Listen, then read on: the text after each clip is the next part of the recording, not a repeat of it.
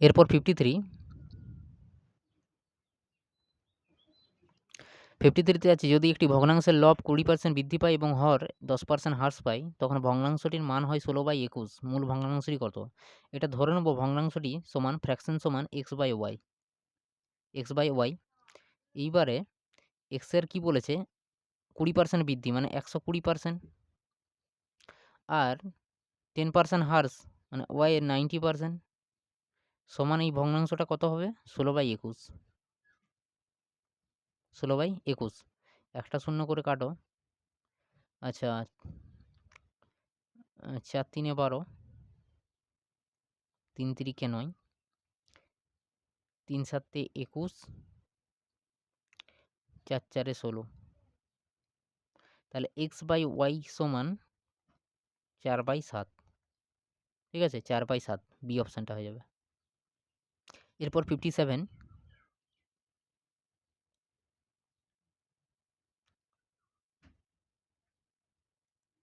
আচ্ছা, 57, দুটি সিলিন্ডারের আয়তনের অনুপাত দেওয়া আছে 3:8 এবং তাদের উচ্চতার অনুপাত দেওয়া আছে 2:3। তাদের ব্যাসার্ধের অনুপাত কত? আচ্ছা, সিলিন্ডারের আয়তন বা ভলিউমের সূত্র হচ্ছে পাই আর স্কোয়ার এইচ। ঠিক আছে, ভূমির ক্ষেত্রফল আর উচ্চতা গুণ উচ্চতা। ঠিক আছে, সেটাই কি হয়ে যাবে? এর আয়তন। ঠিক আছে, মানে ভূমির ক্ষেত্রফল গুণ উচ্চতা। ঠিক আছে, সেটা হয়ে যাবে সিলিন্ডারের আয়তন। ঠিক আছে, তো এক্ষেত্রে আয়তনের অনুপাত দেওয়া আছে, তাহলে এটা হচ্ছে কি আয়তনের সূত্র। এবারে এটাকে যেহেতু দুটো সিলিন্ডার, তো তাহলে একটাকে R1 ধরে নিতে হবে আর একটা R2 ধরে নেব। ঠিক আছে, একটা R1 আর একটা R2, মানে পাই r square R2 H1 H2। তাহলে এর অনুপাতটা কি দেওয়া আছে? আচ্ছা, ভলিউমের আয়তন দেওয়া আছে, তাহলে V1, এটা V1, এটা V2। ঠিক আছে, এটা সমান হয়ে যাবে। ঠিক আছে, তাহলে V1/V2 সমান এইটা pi r square 1 H1 by pi r square 2 H2। তাহলে অনুপাতটা কত? 3/8 সমান পাই কাটবে, আর স্কোয়ার এইচ ব্যাসার্ধের অনুপাত চাইছে, তার মানে এটাই আমাদের কি বার করাতে হবে। আচ্ছা, এটাকে হোল স্কোয়ার করে দাও, হোল স্কোয়ার গুণ H1/H2। তাহলে 3/8 সমান এটা তো থাকছেই, আর H1 কত? 2/3। এটা আর স্কোয়ার, মানে হোল স্কোয়ার করে দিতে হবে এটাকে, এটা হোল স্কোয়ার। ঠিক আছে,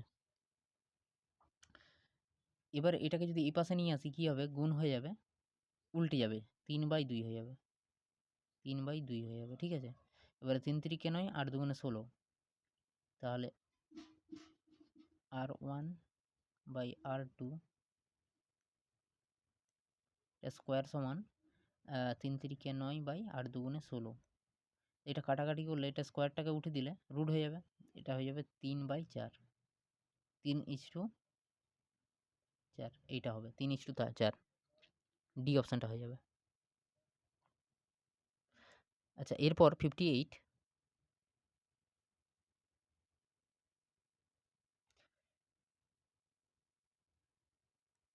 58 কি বলছে দেখো, 64 এর 5/8 প্লাস, এটাকে এক্স ধরে নেবো, এক্স এর 30% সমান 121।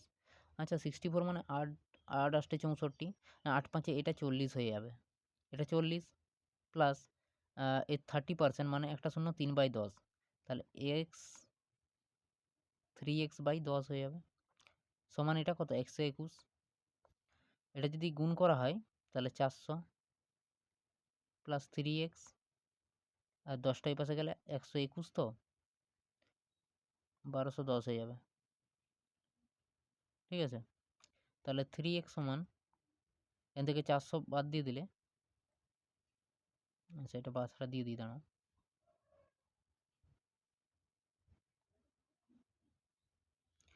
এখানে যদি মাইনাস করি 1210 থেকে 400, 0 1 8 4 12 8, মানে 810।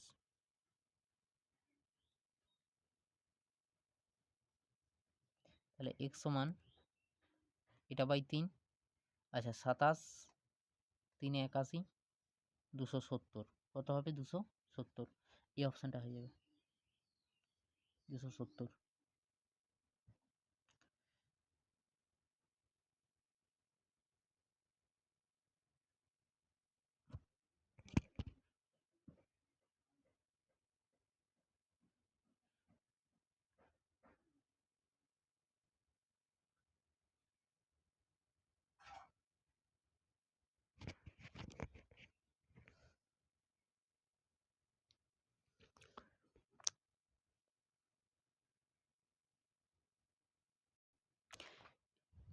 এরপর 60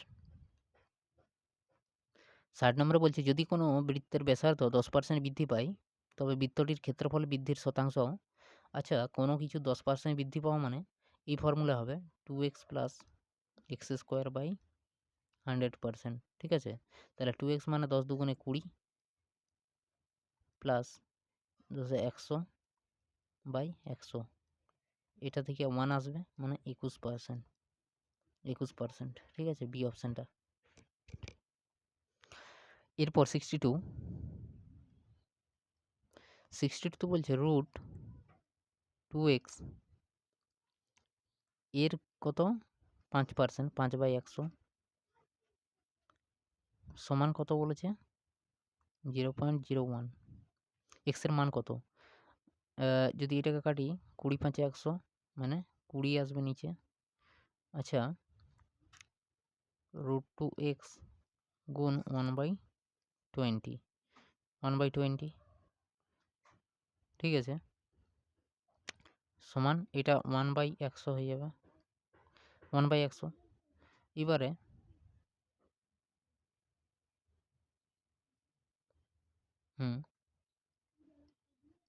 √2x সমান এটা যদি করি তাহলে 20 উপরকে চলে যাবে, তাহলে 20/100 হয়ে যাবে, 20 5 100। এবারে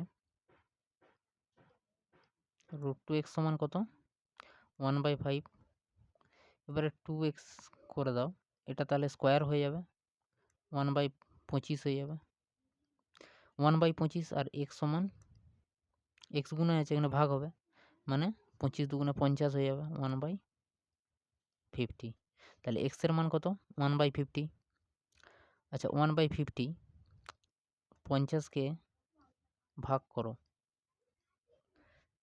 দশমিক দিয়ে 0, 0 দিয়ে 0, 5 দুগুণে 10, 50 দুগুণে 100 হয় না, তাহলে 0.02 বি অপশানে রয়েছে, ঠিক আছে, 0.02 এইটা হয়ে যাবে, একটু ক্রিটিক্যাল ছিল। 63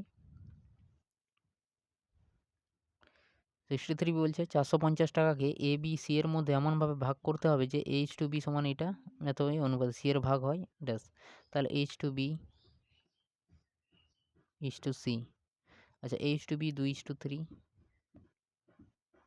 2:3 আছে, আর B/C 6:5 আছে, 6:5 আছে, তাহলে টোটাল কত হবে দেখো, এটা 6টা এখানে চলে আসবে,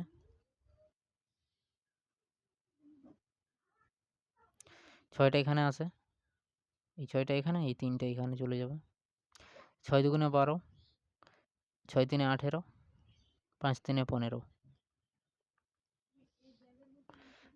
এটা কাটলে কত হবে 4 3 12, 6 3 18, 5 3 15, ঠিক আছে।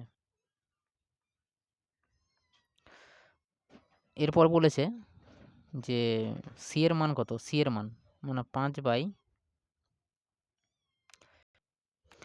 5 এর মান চাইছে, সি এর মান চাইছে, তাহলে 5/6 4 10 15, 5/15 গুণ কত, ABC 450, 15 3 45, 30, 5 3 15, 150, কত 150, সি অপশানটা হয়ে যাবে। আচ্ছা, এরপর 64 বলছে যদি A B BC x O C square অনুপাতে থাকে তখন এক্স এর মান নির্ণয় করো যেখানে কোনো সংখ্যাটি শূন্য নয়। এটা সমানুপাত করতে হবে, ঠিক আছে। A B is to BC equals to x is to C square. তাহলে এ বি বাই বিসি সমান এক্স বাই সি স্কোয়ার।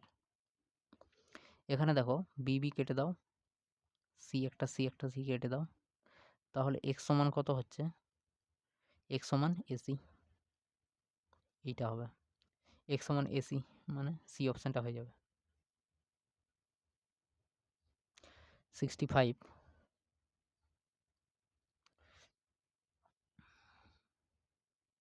65ও বলছে 5.76, এর মাথায় বার আছে মানে পৌনপুনিক আছে, ঠিক আছে। ও এর অন্তর্গত মানে বিয়োগ করতে হবে, এটা -2.3 মাথায় পৌনপুনিক।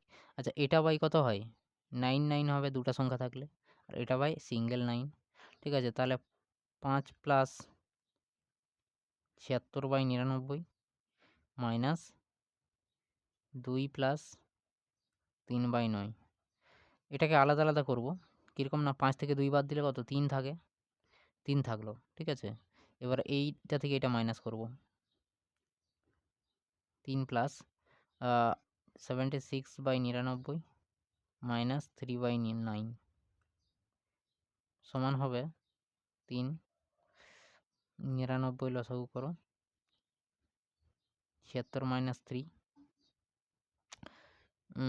76 মাইনাস 3 করলে আচ্ছা 11 3 33 হবে, তাহলে 76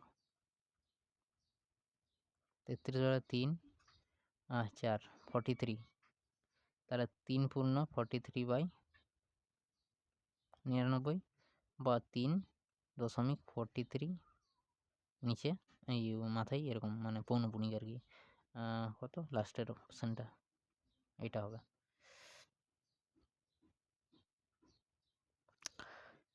এরপর 70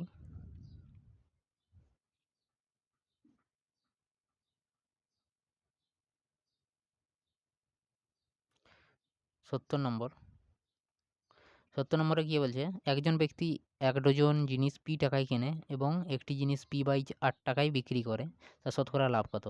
তাহলে 12টি জিনিস কত টাকায় কেনে, পি টাকায় কেনে, একটি জিনিস p/12 টাকায় কিনবে, মানে এটা সিপি।